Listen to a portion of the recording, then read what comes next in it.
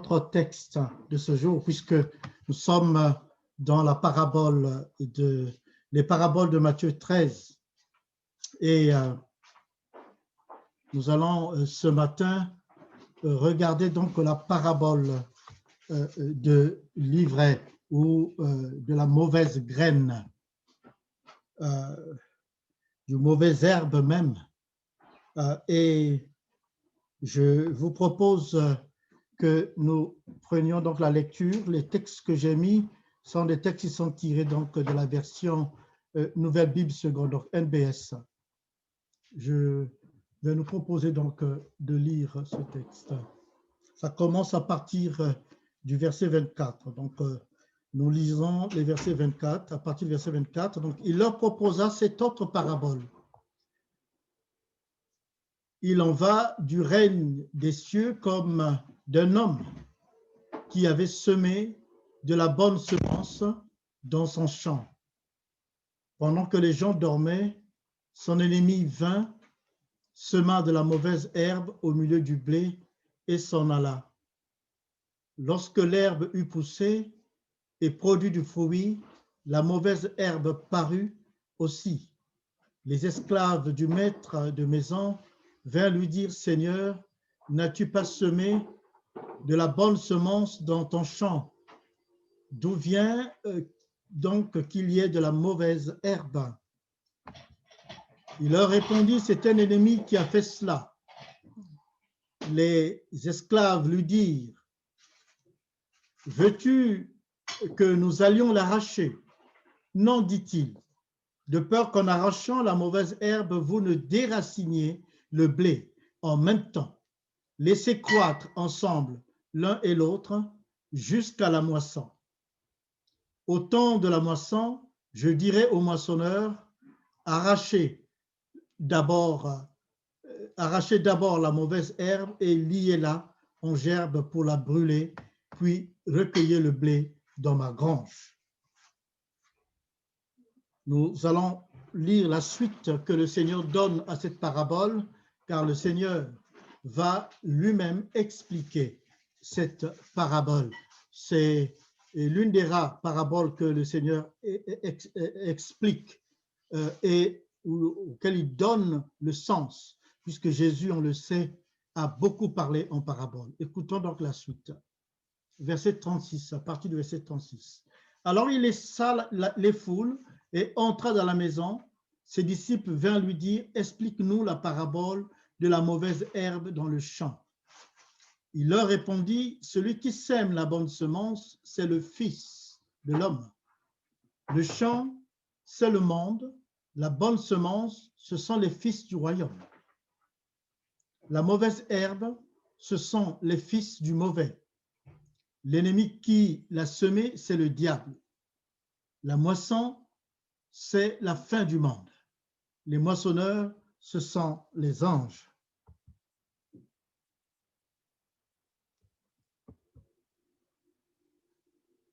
Ainsi, tout comme on arrache la mauvaise herbe pour la jeter au feu, de même en sera-t-il de la fin du monde. Le Fils de l'homme enverra ses anges qui arracheront de son royaume toutes les causes de chute de ceux qui font le mal et ils les jetteront dans la fournaise ardente.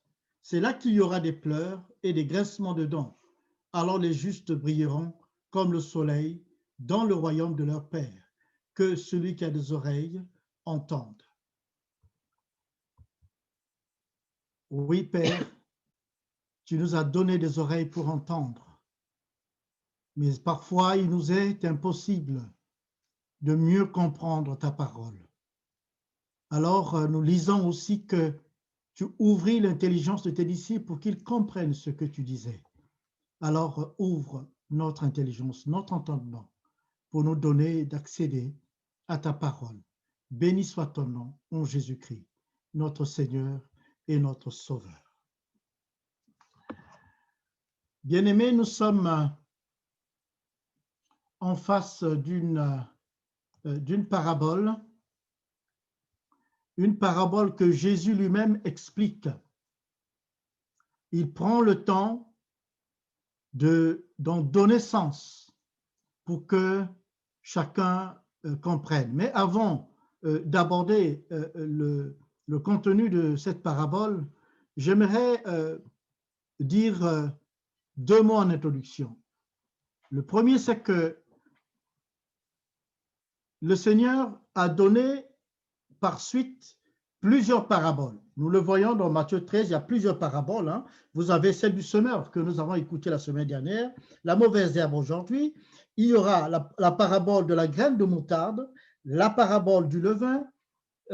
Bien sûr, il y a la parabole de la perle cachée, hein, du trésor caché de la perle, la parabole du filet et bien sûr des richesses nouvelles et anciennes. Là aussi, c'est une parabole que Jésus met en avant. Et l'on voit que le Seigneur parlait d'une manière très forte, quasiment pratiquement en parabole. C'était sa manière de parler. Je viens d'un continent où chaque chose, avant bien de l'expliquer, on vous raconte une histoire. Et cette histoire est toujours, et c'est ça, c'est une parabole. Et de cette parabole, on tire un certain nombre de leçons et on vous explique. Et l'orateur vous explique ce qu'il voulait dire. Et chez nous, ça s'appelle comme un zonzi, un homme, celui qui parle et qui dit des choses, c'est un homme conseil. Et quand il enseigne, il fait exactement comme Jésus le fait. Et alors, parfois, je suis touché.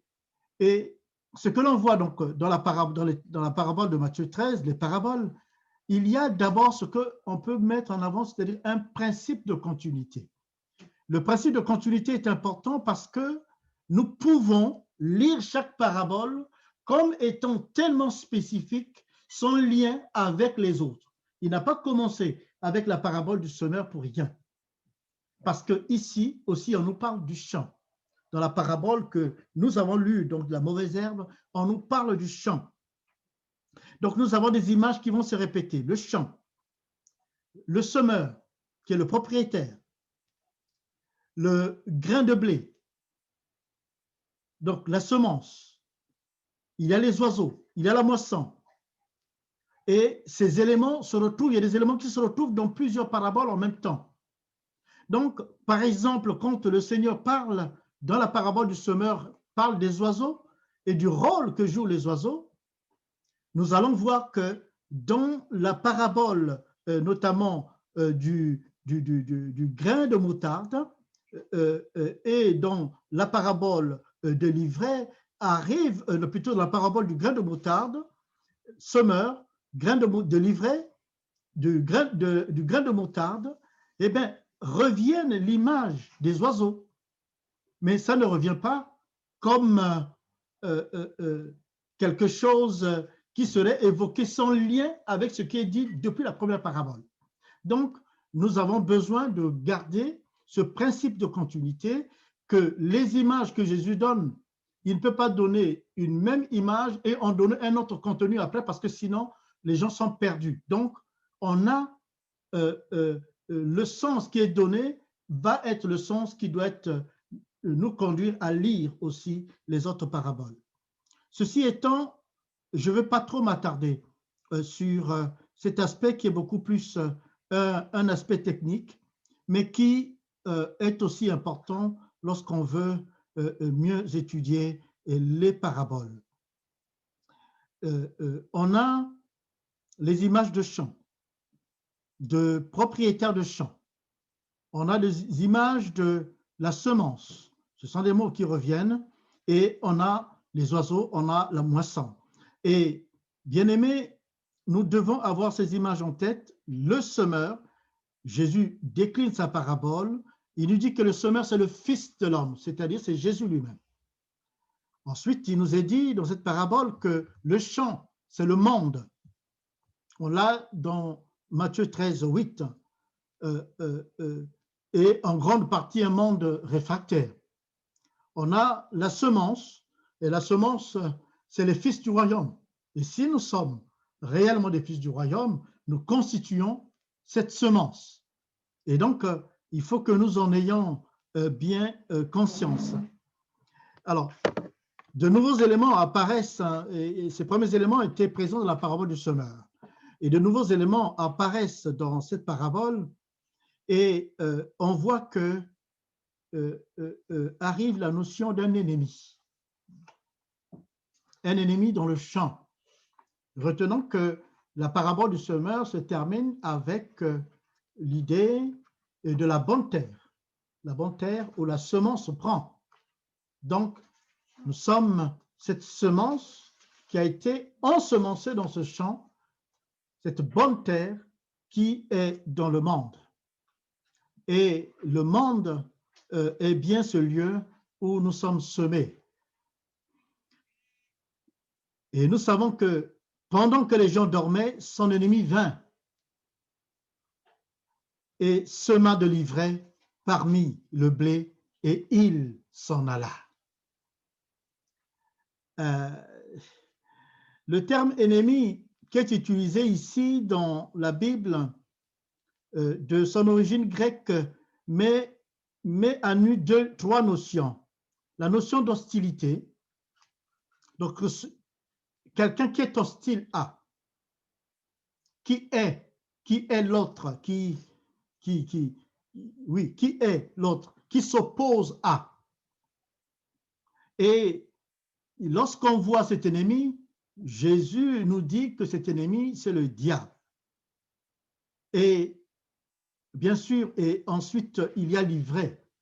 L'ivraie qui nous arrive ici, le mot de base, c'est zizanion, zizania, qui donne l'idée de le mot zizanie.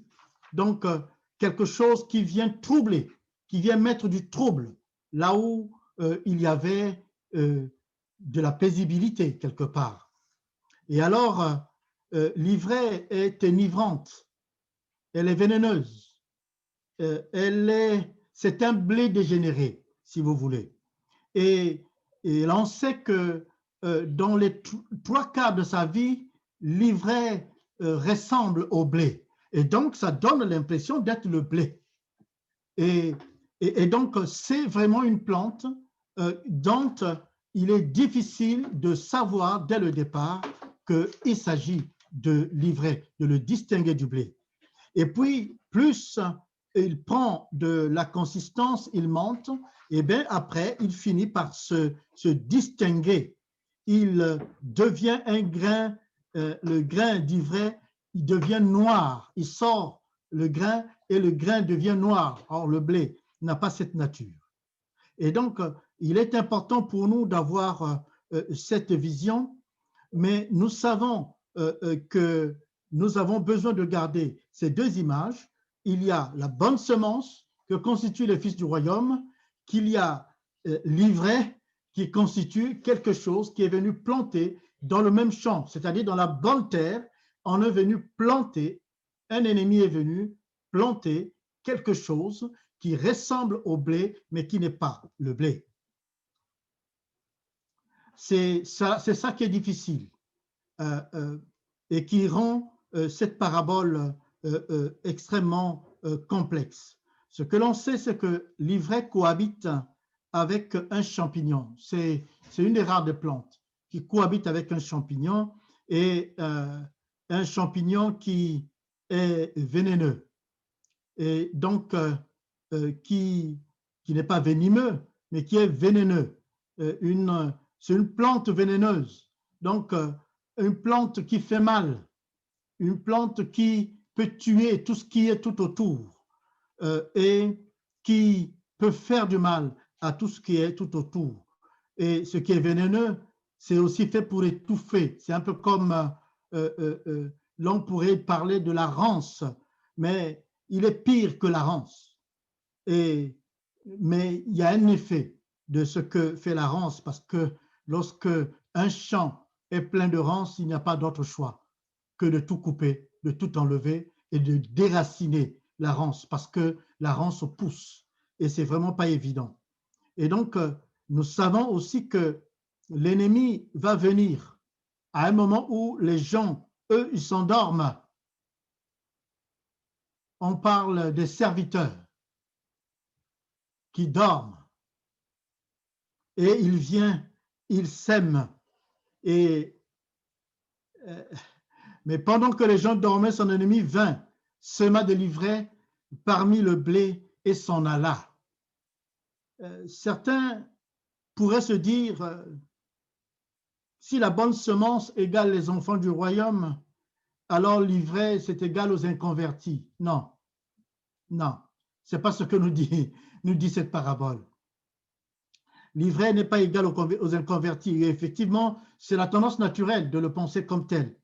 J'ai moi-même, dans ma jeunesse, eu cette perception, mais elle est totalement fausse, car l'ivraie est jeté dans la bonne terre et non dans la mauvaise, et non dans les trois parties du champ qui sont nettement défavorables à la bonne semence. Donc, c'est tombé dans la bonne terre.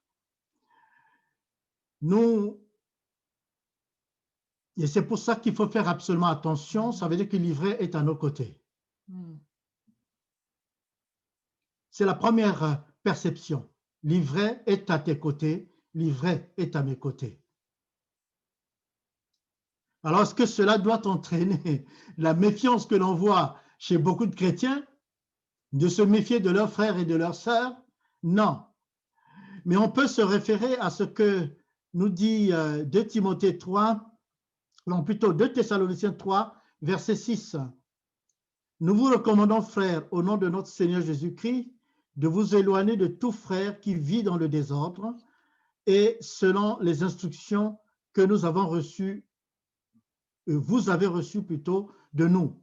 Et donc, il s'agit vraiment de gens dont on voit qu'ils sont des frères, mais totalement loin, mais de tenir distance critique. C'est ainsi qu'il faut le comprendre. Il ne s'agit pas de les rejeter, il ne s'agit pas de les juger, puisque nous allons voir pour ce qui concerne le jugement, parce que la tendance dans l'Église, c'est effectivement de fonctionner en puriste et en moins puriste, et donc de vouloir à tout prix dire nous avons vu l'ivraie et de vouloir le déraciner et l'enlever.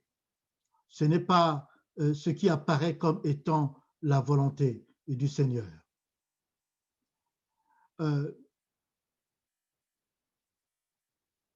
Ce que l'on sait, c'est que l'ennemi n'a aucune raison de se soucier des multitudes qui sont réfractaires à la parole. Et c'est pour cela que ça ne peut pas être les inconvertis. Ce qui les intéresse, c'est ceux qui sont et qui appartiennent au Seigneur.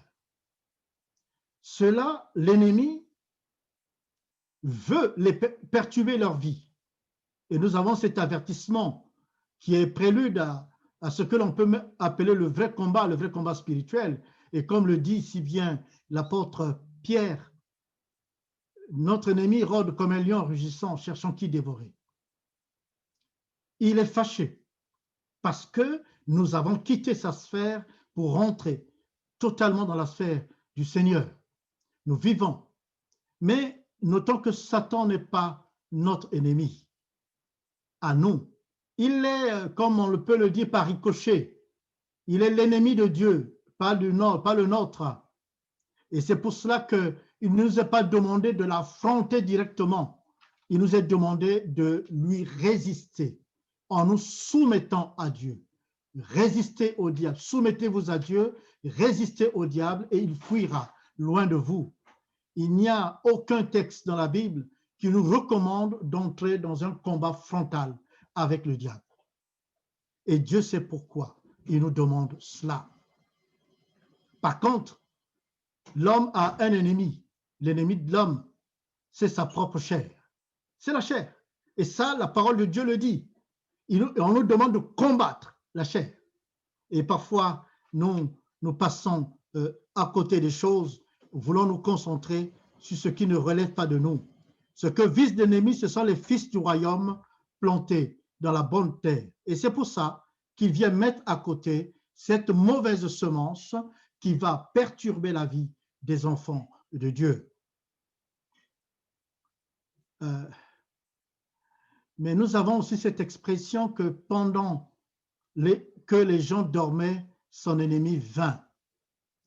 J'ai retenu ici en regardant le texte dans dans son texte, dans l'hébreu, texte d'origine, quand on parle des gens, qui sont ces gens? Ce sont les serviteurs du semeur, mais pas seulement. On parle de tous les gens, tous ceux qui étaient dans le champ du maître, ceux qui œuvrent même. Et puis, il y a que les gens dormaient. Le verbe utilisé, c'est katedo, s'endormir, céder à la paresse, céder au péché, être indifférent à souhait, être indifférent à son propre salut, être mort. Donc les gens étaient comme morts au moment où il vient. Et on sait en ce moment-là qu'il vient mettre quelque chose. Donc, un peu d'endormissement et l'ennemi vient semer. Il rentre, il pénètre. Mais lorsque nous cédons facilement au péché, c'est une porte ouverte à l'activité du démon. Il entre et il fait ce qu'il a à faire. Et ici, en plantant l'ivraie, l'ennemi n'est pas frontal, il est subtil. Voilà, il est subtil. Il met quelque chose dont, aux 3/4 de sa vie, vous ne pouvez pas savoir que c'est une mauvaise plante. Les ouvriers ne peuvent même pas savoir cela. Et il a fallu qu'ils perçoivent à un moment donné qu'il y avait vraiment une mauvaise herbe qui s'était installée. C'est-à-dire que les éléments de perception qui permettent de constater qu'il y a une mauvaise herbe soient là pour que les serviteurs s'en rendent bien compte. Et donc, quelque part, les gens ont laissé faire et peut-être une seule fois, ils se sont endormis peut-être une seule fois, mais voilà que l'ennemi est entré, il s'est installé.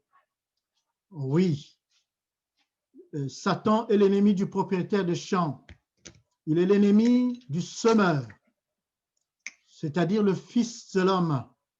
Et ce qu'il veut, c'est perturber le champ dans lequel le Fils de l'homme plante la bonne semence. Et pour cela, il faut qu'il attaque. Il faut qu'il s'attaque aux enfants.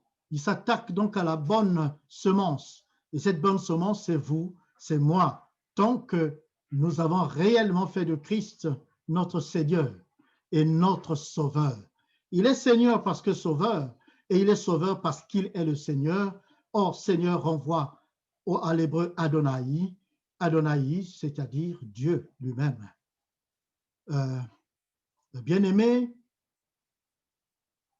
nous avons à intégrer vraiment toutes ces notions qui viennent à nous dans cette parabole et nous donnent vraiment de comprendre que Satan agit avec beaucoup de dextérité et surtout de force.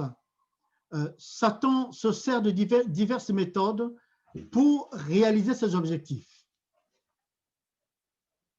Comme il ne peut attaquer Dieu directement, il s'attaque à sa création, c'est-à-dire l'homme. La méthode qu'il utilise ici est la plus dangereuse. Et il a plusieurs méthodes. Le mensonge. Nous pouvons le voir en Jean 8, verset 44. Mais nous pouvons aussi lire 2 Corinthiens 11, verset 3. Il utilise la tentation. Matthieu 4, verset 1. Il utilise le vol. Il est appelé le voleur. Matthieu 13, verset 19. Il utilise le harcèlement. Colossiens 2 Corinthiens 12, verset 7. Il utilise des obstacles et de nombreux obstacles. 1 Thessaloniciens 2, verset 18. Il utilise le criblage. Oh, parfois, il crible nos pensées. Il prend un acte pour lequel tu t'étais détaché, tu avais demandé pardon et il va cribler ta pensée de cela pour que tu te sentes coupable et que tu puisses te morfondre. Et combien nous avons besoin parfois de libérer tant de personnes de ce type de criblage en leur rappelant l'assurance que nous devons avoir sur l'œuvre du Seigneur à la croix pour nous. Il y a le déguisement. Alors là, c'est vraiment un côté extraordinaire qu'il peut utiliser, mais on le voit ici avec l'ivraie. Il y a l'accusation dans nos pensées. Il y a la maladie aussi. Il utilise la maladie, comme on le voit en Luc 13, verset 16, ou 1 Corinthiens, verset 5. L'accusation, c'est Apocalypse 12, verset 10, qui nous le montre bien, qu'il est l'accusateur des frères. Et bien sûr, il y a la possession de type démoniaque qui peut parfois se faire chez des gens qui se sont éloignés du Seigneur et qui sont allés ouvrir leur cœur à des choses qui sont pernicieuses. Et le démon peut entrer. Quand vous êtes un enfant de Dieu et que vous décidez à un moment donné d'aller rentrer dans la maison de quelqu'un qui fait de la chiromancie ou qui fait du spiritisme, vous avez rompu une règle essentielle. Vous avez choisi d'aller écouter le démon. Et là, vous lui ouvrez vous-même la porte. Et il y a enfin le meurtre. Le meurtre qui est aussi un élément que Satan utilise. Pas enfin, il y a l'aveuglement. Il peut aveugler. Et Satan, il faut vraiment faire attention parce que le plus fort qu'il puisse faire, bien aimé, c'est lorsqu'il se transforme, il se déguise. Et la parole de Dieu nous avertit qu'il se déguise en ange de lumière. Et là, il est intraitable. Il peut vraiment faire du mal. Et là, nous sommes démunis de tout. Et si nous ne sommes pas attachés au Seigneur, c'est notre vie, notre propre vie que nous mettons en difficulté. Alors, Seigneur, bien-aimé, je vais essayer de terminer ici avec certains points. J'ai surtout voulu que lorsque nous lisons cette parabole, nous ayons des éléments clés qui nous aident vraiment à bien lire cette parabole et à comprendre le message que le Seigneur veut vraiment mettre dans notre cœur. L'ivraie, il faut se rendre compte de la puissance de l'ivraie. L'ivraie est une plante, lorsqu'il est semé, il est semé comme une plante de l'endive qui se met au milieu. Il se met juste à côté de l'ivraie, mais il a une particularité. Et c'est ce que nous comprenons lorsque Jésus demande de faire attention lorsqu'on veut arracher, c'est qu'il tient à partir du milieu du lieu où il est planté, il tient les deux bouts du champ. C'est-à-dire que ces racines ne sont pas des racines profondes, mais ce sont des racines qui volent en surface. Et donc, qui vont se faire une forme de concaténation, ça va s'attacher aux racines du blé. Et c'est pour cela que le blé qui n'est pas encore bien enfoncé dans le sol, si vous arrachez l'ivraie, l'ivraie entraîne ces petites plantes de blé qui étaient en train de pousser et parfois qui ne sont pas si fortement implantées encore dans le champ. Et donc, nous avons vraiment à faire absolument attention et de tenir compte du fait de ce qu'est l'ivraie.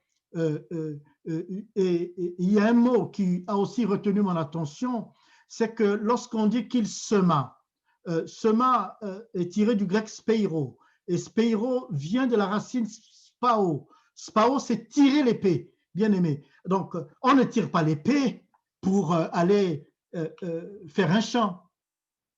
Donc, vous avez bien compris, l'épée est tirée pour tuer, pour faire du mal, pour blesser, mais blessé d'une manière forte. Donc, semer ici n'est pas une action semblable à ce que le Christ fait en tant que bon semeur. On a plutôt ici un effet de quelqu'un qui vient semer avec l'idée de faire vraiment du mal aux enfants du royaume. Aux enfants du royaume. Et oui, et c'est peut-être pour ça que parfois, lorsque nos yeux s'ouvrent sur la présence de l'ivraie, nous avons envie, comme les serviteurs, de demander qu'on arrache. Mais nous retiendrons ce que le Seigneur nous demande à tous, c'est de ne pas nous précipiter pour enlever la mauvaise herbe. Laissez croître ensemble l'un et l'autre jusqu'à la moisson.